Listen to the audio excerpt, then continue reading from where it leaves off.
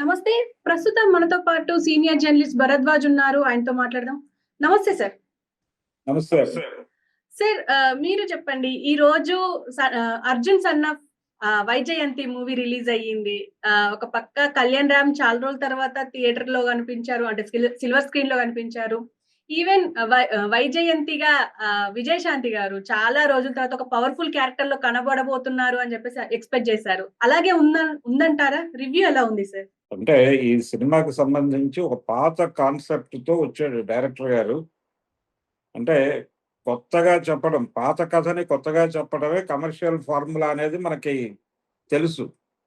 అలా ఒక పాత కథని కొత్తగా చెప్పే ప్రయత్నంలో భాగంగా అంటే కాన్ఫ్లిక్ట్ ఏంటంటే తల్లి, కొడుకు మధ్య కాన్ఫ్లిక్ట్. ఇది పాత తంగ పథకం లాంటి చాలా సినిమాల్లో దొర్లిన అంశమే. అంటే అక్కడేమో తండ్రి పోలీస్ ఆఫీసర్ అవుతాడు, కొడుకు ఇంకేదో అవుతాడు. కానీ ఇక్కడ ఏమవుతుందంటే తల్లి పోలీస్ ఆఫీసర్ క్యారెక్టర్‌లో ఉంటుంది. అది కొత్తదనం. తల్లి పోలీస్ ఆఫీసరు అంటే చట్టాన్ని చట్ట పరిధిలో కాపాడాలి అనేటువంటి పరిస్థితిలో ఆవిడుంటారు. చట్టాన్ని కాపాడటానికి, అలాగే చట్ట వ్యతిరేకుల్ని శిక్షించడానికి ఎంతకైనా తెగించాలి అన్న పద్ధతిలో ఆవిడ వ్యవహరిస్తుంది. చాలా అగ్రెసివ్‌గా ఉంటుంది. అంటే చట్ట పరిరక్షణ కోసం ఏం చేయటానికైనా సిద్ధపడే క్యారెక్టర్ వైజయంతి క్యారెక్టర్. ఇది కర్తవ్యం నుంచి తీసుకున్నారు. తీసుకుని దానికి చట్టాన్ని చేతిలోకి తీసుకునేటువంటి కొడుకు పాత్ర. అంటే చాలా సందర్భాల్లో చట్టం న్యాయం చేయలేనటువంటి సందర్భాలు కొన్ని ఉంటాయి. అలాంటి సందర్భాల్లో కొంతమంది వ్యక్తులు ఎంటర్ అయ్యి వాళ్ళు న్యాయం చేసేస్తారు. అంటే కోర్టుకు వెళ్ళలేని, లేకపోతే చట్టం దృష్టికి తీసుకురాలేని పరిస్థితుల్లో కొంతమంది ఇప్పుడు మనం బయట ప్రైవేట్ గూండాలు, రౌడీలు, దాదాలు అని చెప్పుకునేటువంటి వాళ్ళందరూ ఎంటర్ అయ్యేది ఇక్కడే. చట్టం ప్రవేశించలేని ప్రాంతాల్లో న్యాయం చేయటానికి కోసమే మేమున్నాం అని చెప్పి ఉదాహరణకి నాయకుడు అనే సినిమాలో కమల్ హాసన్ చేసేది అదే. అంటే చట్టం ఎవరికైతే ఉపయోగపడదో, చట్టం వలన ఎవరికైతే న్యాయం జరగదో, చట్టాన్ని ఎవరైతే అంటే డబ్బులున్న వాళ్ళు కొనేసి చట్టాన్ని డబ్బులు లేని వాళ్ళకి అన్యాయం చేస్తున్న సందర్భంలో ఈ పేదవాళ్ల తరఫున గొంతు విప్పి ఎవరైతే చట్టాన్ని కొనుగోలు చేస్తున్నారో వాళ్ళ తాట తీసేటువంటి ఒక క్యారెక్టర్ ఉంటుంది. ఆ క్యారెక్టర్లోకి కొడుకు పాత్రను ప్రవేశపెట్టి అవతలేమో చట్టాన్ని రక్షించడం కోసం ఏం చేయడానికైనా సిద్ధపడే తల్లి, ఇక్కడేమో న్యాయం జరగటానికి చట్టాన్ని అతిక్రమించైనా సరే పని చేయడానికి సిద్ధపడిపోయే కొడుకు. ఈ రెండు పాత్రల మధ్య ఒక కాన్ఫ్లిక్ట్ క్రియేట్ చేస్తుంది. నిజానికి జనతా గ్యారేజ్ సినిమాలో ఎన్టీఆర్ క్యారెక్టర్ అదే మోహన్ లాల్ క్యారెక్టర్. అలాంటి క్యారెక్టర్ను ఒకటి డిజైన్ చేసి ఆ క్యారెక్టర్కి పోలీస్ ఆఫీసర్కి మధ్యలో కాన్ఫ్లిక్టు. ఇక్కడ ఏంటంటే ఆ పోలీస్ ఆఫీసర్ తల్లి అవుతుంది, ఈ దాదాగిరి చేసేటువంటి వ్యక్తి కొడుకు అవుతాడు. వీళ్ళిద్దరి మధ్య కాన్ఫ్లిక్ట్ని డెవలప్ చేయడం ద్వారా ఆడియన్స్ని థియేటర్లో ఎంగేజ్ చేయొచ్చు, కూర్చోబెట్టచ్చు అనుకున్న డైరెక్టర్ గారు. కాకపోతే ఈ కథ నడపటంలో జనాలకి సన్నివేశం అర్థమైపోయింది. అర్థమైపోవడంతో రాబోయే సన్నివేశం ఏమిటి, వీళ్ళిద్దరి మధ్య జరిగే సంభాషణలు ఏమిటి, వీళ్ళు ఎలా రియాక్ట్ అవుతారు, అతను ఏం చేస్తాడు, ఈవిడ ఎలా రియాక్ట్ అవుతుంది, ఇవన్నీ కూడా అనేక సినిమాల్లో చూసిన జ్ఞానం ప్రేక్షకులకు ఉండటం వలన, పైగా ఇలాంటి ఇంతకంటే చాలా అడ్వాన్స్డ్ టాపిక్స్ వెబ్ సిరీస్లో నడుస్తున్నాయి. ఇప్పటికీ ఒక 40 ఏళ్ల క్రితం, 50 ఏళ్ల క్రితం కథలు తీసుకుని ఆ పాత సినిమాల్లో దొరికిన క్యారెక్టర్లను తీసుకొచ్చి వాటి మధ్య ఒక కాన్ఫ్లిక్ట్ ఉందని తాము భ్రమపడి ప్రపంచాన్ని భ్రమలో ముంచెత్తుదామని చెప్పి ఇలాంటి కథలు డిజైన్ చేసుకున్నారు. దాంతో థియేటర్లో కూర్చున్నటువంటి ప్రేక్షకులకి చిరాకు తప్ప ఎక్కడా కూడా కొత్తదనం కనిపించలేదు. అలాగే థ్రిల్ కూడా కనిపించలేదు.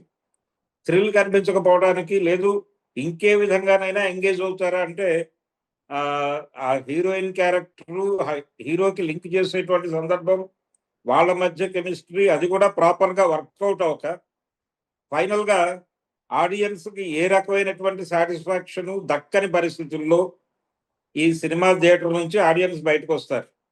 కానీ ఈ సినిమా ప్రమోషనల్ వ్యవహారంలో ఎన్టీఆర్ చాలా బలంగా చెప్పాడు ఒక మాట. హ్మ్. ఈ సినిమా నేను చూసి మాట్లాడుతున్నాను. చాలా ఎమోషనలైజ్ అయ్యి మాట్లాడుతున్నాను. కాలర్ ఎత్తుకునే సినిమా అవుతుంది కళ్యాణ్ రామ్‌కి, మా అన్నకి అని చెప్పాడాయన. అవును. అని కాలర్ ఎత్తు అన్నా అన్నాడు. కాలర్ తనే వెళ్లి ఎత్తాడు. ఈ హడావిడంతా చూసి జనాలు ఏదో ఉంటుందనుకుని థియేటర్ల వైపు పరుగులు పెట్టారు. ఈరోజు థియేటర్లు కళకళలాడినాయి అన్ని చోట్ల. ఓకే. కానీ థియేటర్ లోపలికి వెళ్ళినటువంటి ప్రేక్షకులకి ఏ రకమైన కొత్త అనుభూతిని ఇవ్వలేకపోయారు. అంటే హ్మ్. కథలు సమాజం నుంచి తయారవ్వాలి. సమాజం నుంచి తయారవ్వాల్సిన కథలు సినిమాల్లో నుంచి తయారు చేస్తున్నారు వీళ్ళు. ఆల్రెడీ జనాలు చూసేసి హిట్ చేసేసినటువంటి సినిమాల్లో నుంచి కొన్ని సక్సెస్‌ఫుల్ పాత్రలను తీసుకొచ్చి, వాటిని ఒక చోట అసెంబుల్ చేసి, వాటి మధ్య ఒక రొటీన్ కాన్‌ఫ్లిక్ట్ అల్లి, దీని మీద కథ సినిమా తీసేస్తే జనం చూసేస్తారు అనేటువంటి భ్రమకి గురవుతున్నారు. ఆ భ్రమలో భాగంగా వచ్చినటువంటి సినిమానే ఇది 'అర్జున్ సన్ ఆఫ్ వైజయంతి' అనే సినిమా. వైజయంతి అనేటువంటి ఒక పాత సక్సెస్‌ఫుల్ క్యారెక్టర్‌కి ఒక నాయకుడిలో కమల్ హాసన్ లాంటి అభిప్రాయం, లేకపోతే 'జనతా గ్యారేజ్‌లో' మోహన్ లాల్ లాంటి అభిప్రాయాలు ఉన్నటువంటి ఒక కుర్రోడికి కాన్‌ఫ్లిక్ట్ పెట్టి, ఆ కుర్రోడిని ఈవిడికి కొడుకుగా మార్చేస్తే, నిజంగానే ఈ చట్టం మీద కొడుకుకి గౌరవం తీసుకురావడానికి, అలాగే చట్టం చేయలేని పనులు చేస్తున్నందుకు కొడుకుని అప్రిషియేట్ చేయాలి. ఆ పద్ధతిని కూడా మనం అంగీకరించాలి అని ఆవిడ అనుకుంటుందా? అని జనాలు ఉత్కంఠతో చూస్తారు అని డైరెక్టర్ గారు అనుకున్నాడు. కానీ, హ్మ్. దీన్ని మించిన ఇంకో గొడవ జరుగుతోంది సమాజంలో. అదేంటంటే, మనిషిని సరుకుగా మార్చేసి ఏం చేయటానికైనా సిద్ధపడిపోయే పరిస్థితుల్లో ప్రపంచం నడుస్తున్నటువంటి సందర్భంలో మనం ఉన్నాం. కాబట్టి ఇక్కడ కోర్టుకు వెళ్ళినా, లేకపోతే పోలీస్ స్టేషన్‌లలో గాని ఎక్కడైనా సరే, న్యాయం కూడా సరుకుగా మారిపోయినటువంటి ప్రపంచంలో మనం నడుస్తున్నాం. అందుకని కొంచెం ప్రస్తుత ప్రపంచము, ప్రస్తుతం జరుగుతున్న క్రైమ్సు, ప్రస్తుతం బ మన పోలీసు వ్యవస్థ వ్యవహరిస్తున్న పద్ధతి, వీటన్నిటిని పరిగణనలోకి తీసుకొని కొత్త కథలు రాసుకోవాలి. ఓకే. సమాజం మారింది. సమాజం మారింది. కొత్త కథలు వస్తున్నాయి. ఆ కొత్త కథల వైపు చూడకుండా ఇప్పటికీ పాత కథల వైపు చూస్తూ ఇలాంటి సినిమాలు తీస్తే వీళ్ళని ఎక్కువ కాలం భరించే పరిస్థితి ప్రేక్షకులకు లేదు. సహనం పోయింది. ఇలాంటి సినిమాలు అంటే ఆల్రెడీ ఇలాంటి టాపిక్‌తోనే ఒక కథ రీసెంట్ టైమ్‌లో గూడా రిలీజ్ అయింది ఒకటి. చూసాను. అంటే బ్యాక్‌గ్రౌండ్‌లోకి వెళ్ళిపోయి, ఒక కొత్త విషయాన్ని చెప్పడానికి 'జాక్' అనేటువంటి సినిమా ద్వారా బొమ్మరిల్లు భాస్కర్ గారు ఏదో ప్రయత్నం చేశాడు. ప్రజలు దాన్ని కూడా తిరస్కరించారు. బాబు మేము ఈ మోస కథలు చూడడానికి సిద్ధంగా లేము అని. ఇప్పుడు అదే జరిగింది. అలాగే నిన్న వచ్చినటువంటి సినిమాలో కూడా నిన్న వచ్చినటువంటి 'ఓదెలా 2లో' యాహ్! గూడా మంత్రాలు ఎక్కువైపోయి, మంత్రాల హడావిడి ఎక్కువైపోయి కంటెంట్ తక్కువైపోయి, హ్మ్. దాంతో అది కూడా 3, 4 పాత సినిమాల చింతకాయ పచ్చడే. కాబట్టి ఇలాంటి పాత దినుసుల కొత్త పచ్చడులను చూడటానికో, తినటానికో ప్రజలు సిద్ధంగా లేరు. సమాజం మారింది. వైరుధ్యాలు మారాయి. ప్రజల జీవితాల్లోకి కొత్త సమస్యలొచ్చాయి. ఆ కొత్త సమస్యల్ని మీరు మాట్లాడితే తప్ప సినిమా చూడటానికి జనం రారు.